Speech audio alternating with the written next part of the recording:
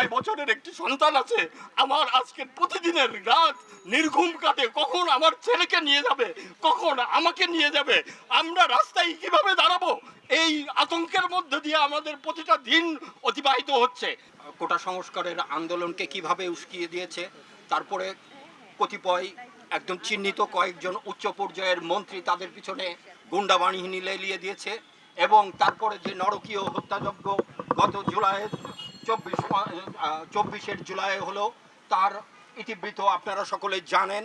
এবং যেই ব্ল্যাক আউটের মধ্যে দিয়ে, যেই দমন নিপীড়নের মধ্যে দিয়ে পুরো জাতিকে চুপ করে রাখতে চেয়েছিল, সেই সময়ের সমস্ত ঘটনা আপনারা জানেন।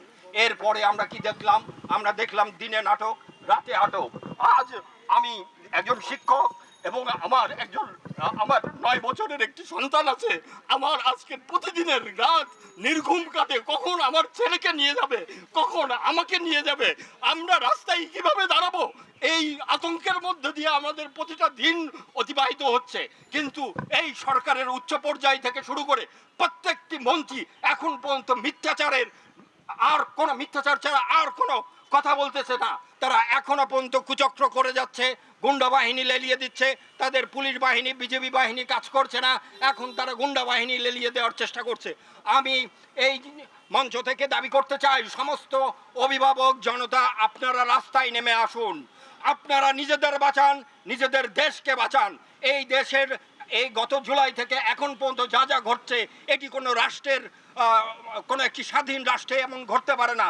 আজ আমরা পরাধীন হয়ে গেছি সর্বময়ভাবে, এবং যেখানে আপনার নিজের প্রতিটি পদক্ষেপের কোনো নিশ্চয়তা নাই, সেটা কোনো স্বাধীন দেশ হতে পারে না। আমরা এটাকে নতুন স্বাধীনতা বলছি, এটা আমাদের নতুন মুক্তিযুদ্ধ। এই নতুন মুক্তিযুদ্ধে নেতৃত্ব দিচ্ছে আমাদের শিক্ষার্থীরা, আমাদের তরুণ সমাজ। আপনারা তাদের পাশে থাকুন এবং নিজেরাও রাস্তায় নেমে আসুন।